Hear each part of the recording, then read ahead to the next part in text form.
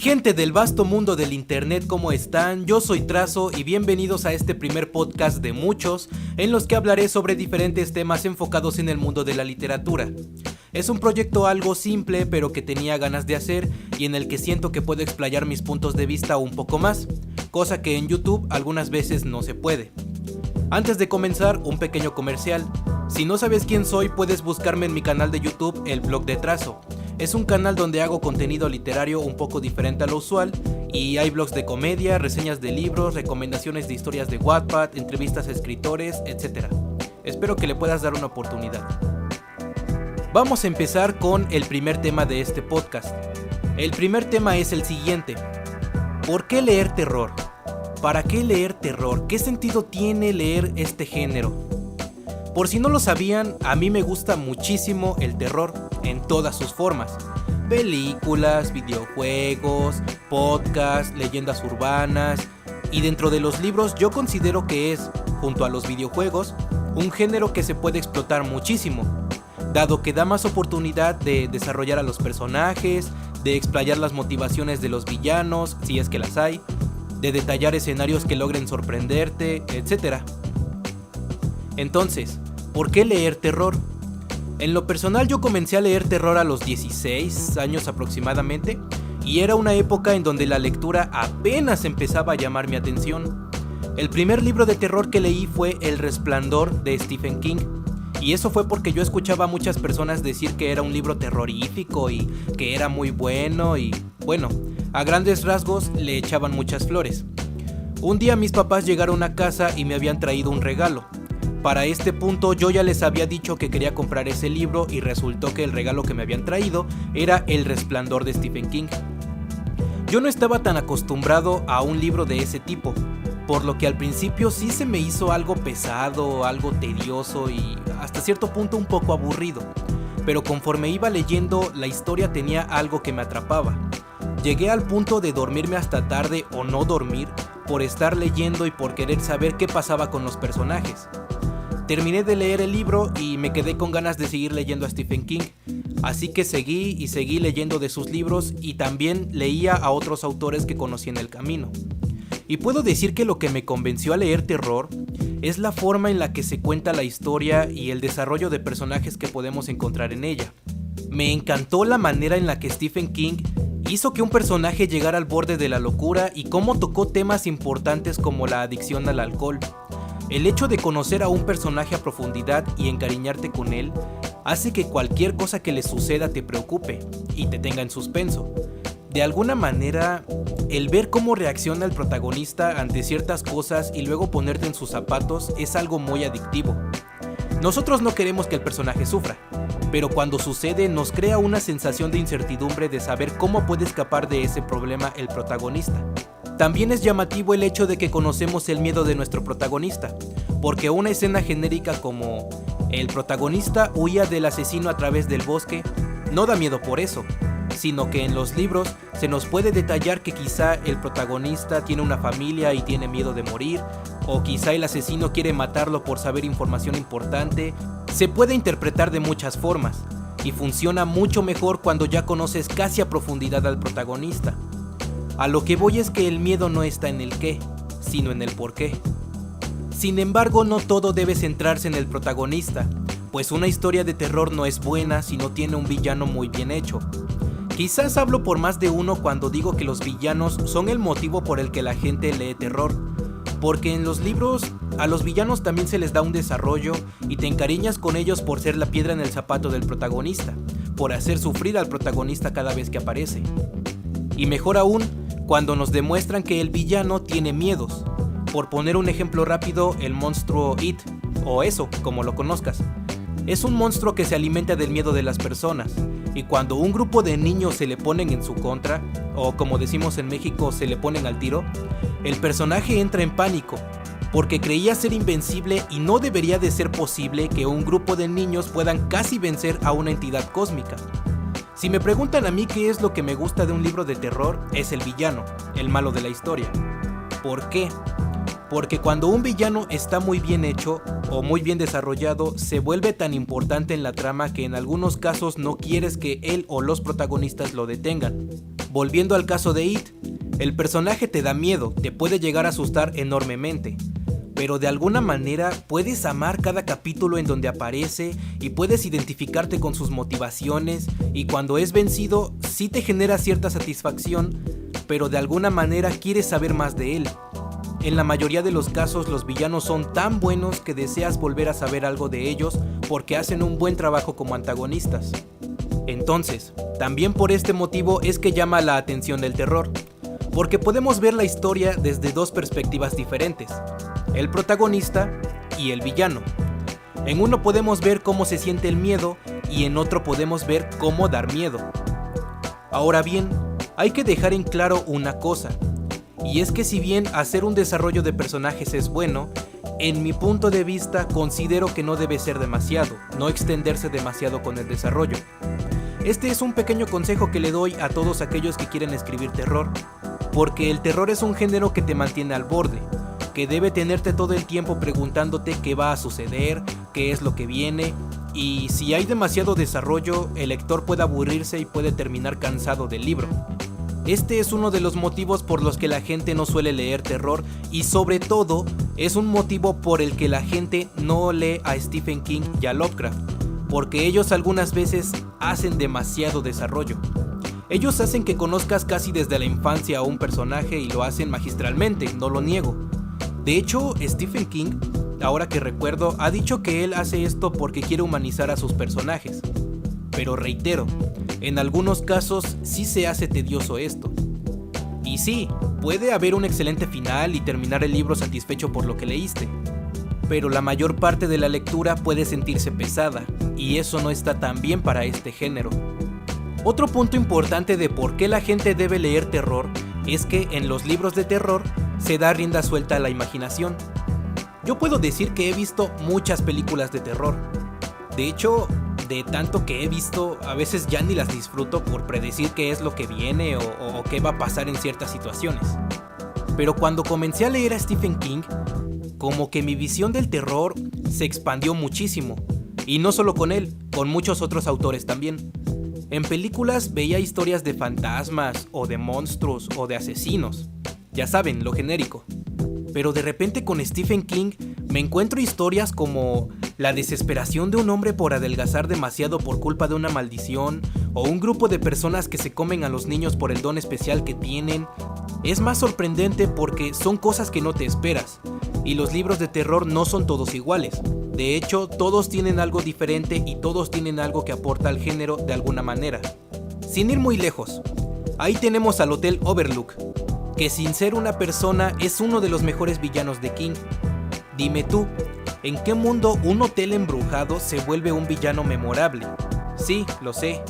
Hay historias de casas embrujadas, pero esas historias no tienen la profundidad que se da en el libro del Resplandor al Hotel. O sea, si leyendo una historia de asesinos tú te imaginas ya cómo pueden ser las muertes, en los libros por lo regular te lo cambian y te ponen muertes que no te esperas y que te hacen decir: ah, ¿cómo no se me ocurrió que el asesino podía hacer eso? Quizá tú ves películas de terror y te encantan. Te encanta ver a Freddy Krueger, a Jason, a The Dollman, etc.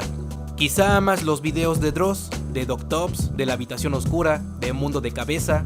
Y quizá no lees libros de terror por el simple hecho de que son libros, por pensar que es aburrido si no lo ves, que no es lo mismo si no lo escuchas, si no está en una pantalla, o porque siendo palabras sientes que no da miedo. Hay muchas razones. Pero de verdad, si vieras las historias que se cuentan en los libros de terror, de verdad quedarías sorprendido. La gente suele pensar que el terror es sustos y algo o alguien persiguiéndote y sangre y mil cosas genéricas más. Pero no, el terror va más allá de eso. Vuelvo a poner el caso de King. El terror se presenta en un hombre adelgazando, en un extraterrestre que se convierte en tu mayor miedo, en una espesa niebla con criaturas sacadas de una imaginación bastante extraña, incluso hasta en un coche asesino. Eso es lo que yo te recomiendo. Abre tu mente y dale una oportunidad a las atrocidades que muchos escritores han creado a través de los años. Te juro que no te vas a decepcionar, e incluso estoy seguro que si ya te gustaba el terror, te vas a enamorar más del género.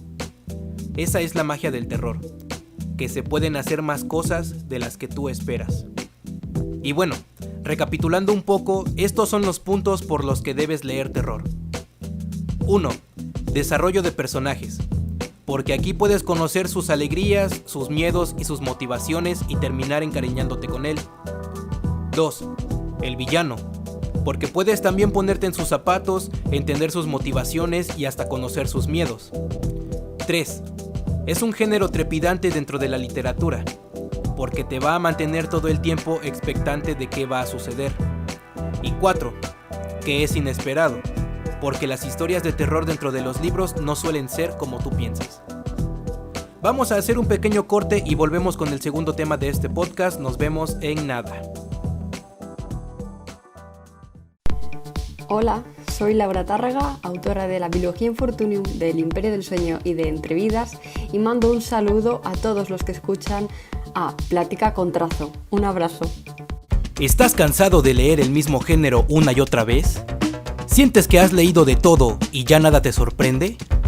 ¿Te gusta este tono de voz de vendedor de productos?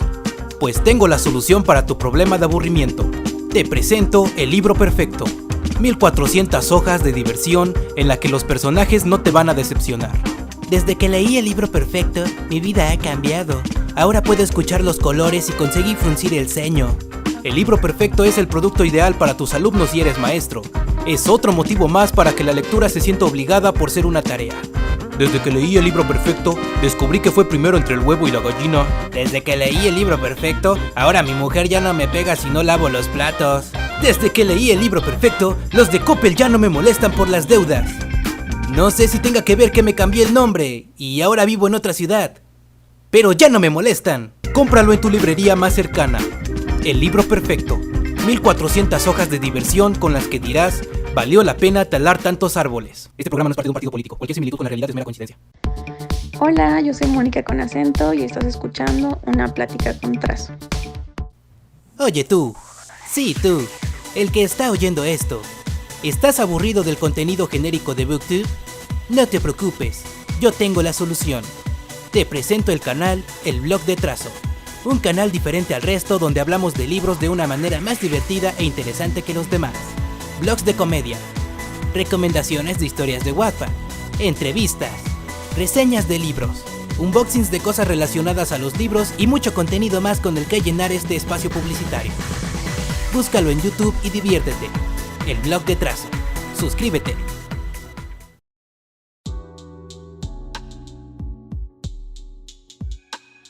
Bueno amigos, hemos regresado para comenzar el segundo tema de este podcast.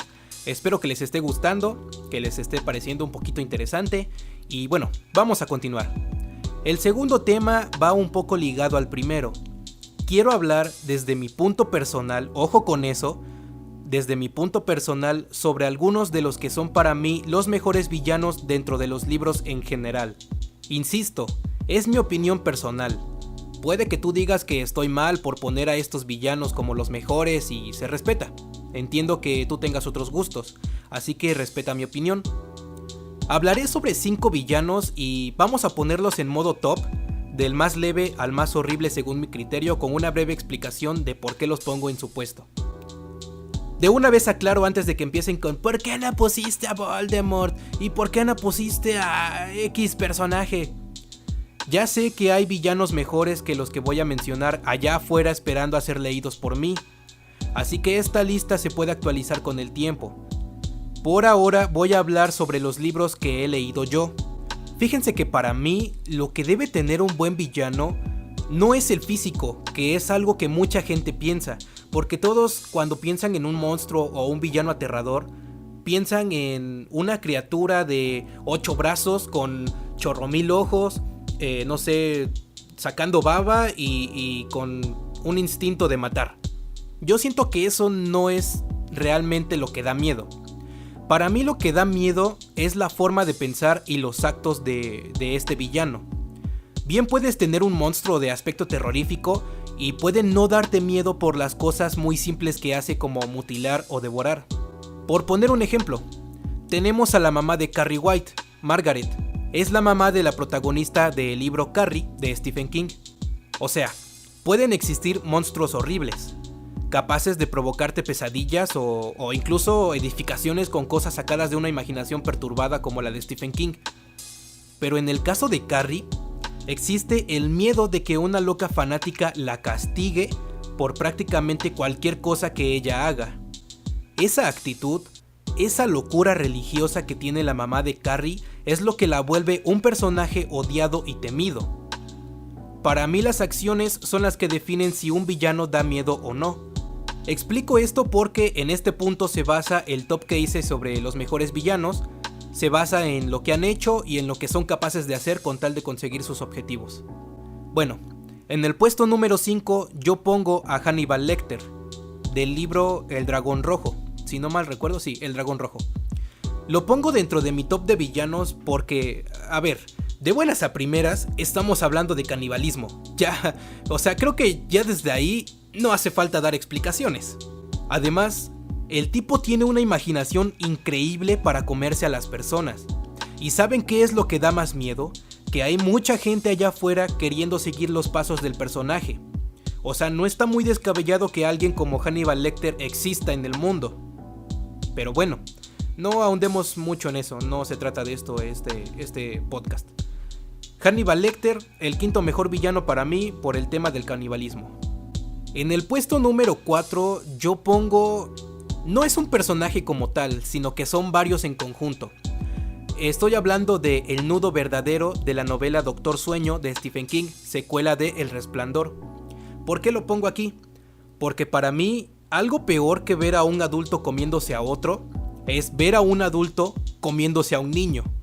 En el libro todas las escenas en donde el nudo verdadero secuestra a los niños, les absorbe su resplandor y se los comen, están narradas de una manera que...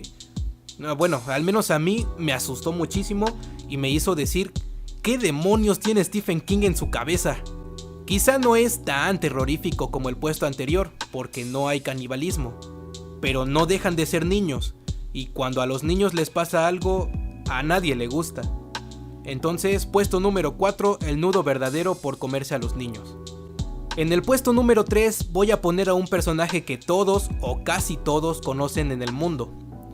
Estoy hablando de la bruja del cuento de Hansel y Gretel, escrito por los hermanos Grimm. ¿Por qué la pongo en este puesto y por qué no estoy poniendo cualquier otro personaje y por qué estoy poniendo un personaje de un cuento para niños? Bueno, esta es la razón.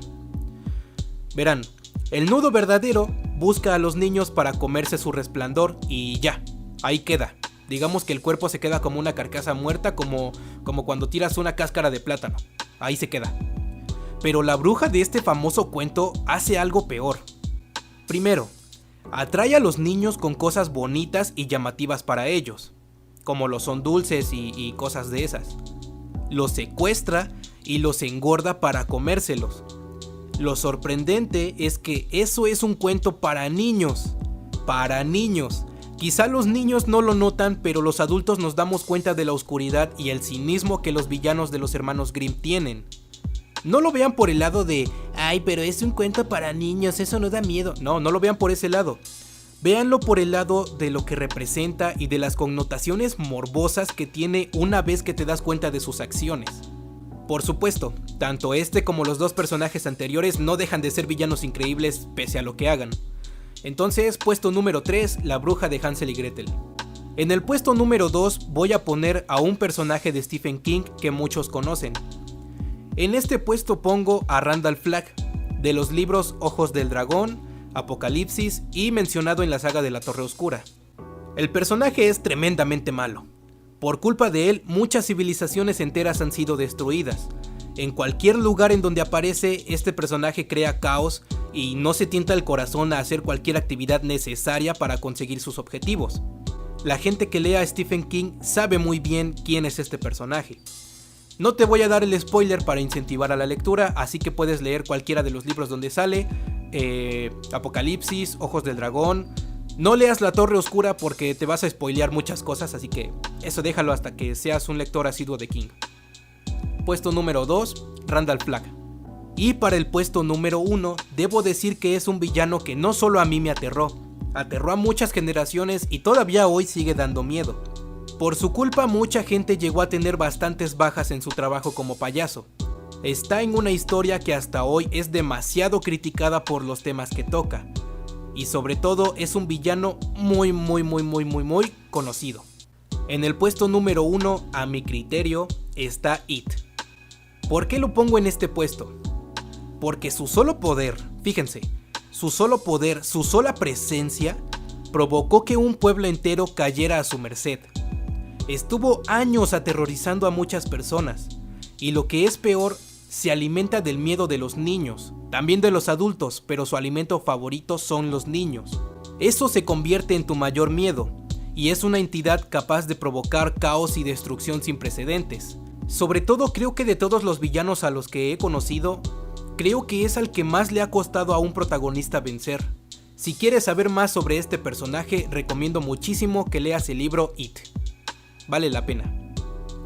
Insisto, quizá hay villanos mejores que los que mencioné y que me faltan por conocer. Aún me falta mucho recorrido como lector, y espero poder actualizar esta lista con más y mejores villanos más adelante.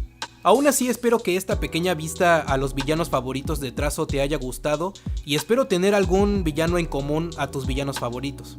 Puedo decir que, pese a que son personajes muy juzgados, muy criticados, y por los que algunos escritores han tenido que pagar caro ante la sociedad, con rechazo o con miradas raras de qué rayos piensa ese tipo dentro de su cabeza, aún así han sido personajes que han trascendido a través de los años. Son personajes que ama a uno ver, que le encantan a uno conocer, y que realmente se han quedado en las pesadillas de muchos niños, muchos adolescentes y muchos adultos a través de generaciones. Para mí son villanos que definitivamente nunca se van a poder igualar, ni siquiera superar, ni hablemos de superarlos, y definitivamente en las siguientes generaciones van a seguir siendo villanos que van a aterrar a los futuros lectores. Y bueno, gente, hasta aquí ha llegado este pequeño podcast, este primer capítulo. Espero que te haya gustado, y si no, lo entiendo, supongo que hice algunas cosas mal. Es la primera vez que hago esto, pero voy a seguir intentando para poder mejorar. Comparte este podcast con amigos y familiares a los que quieras invitar a leer terror. Y suscríbete a mi canal de YouTube, El Blog de Trazo. Sígueme en Facebook también como El Blog de Trazo, y en Instagram como AlejandroPlata99. Gracias por escuchar este podcast, nos vemos pronto.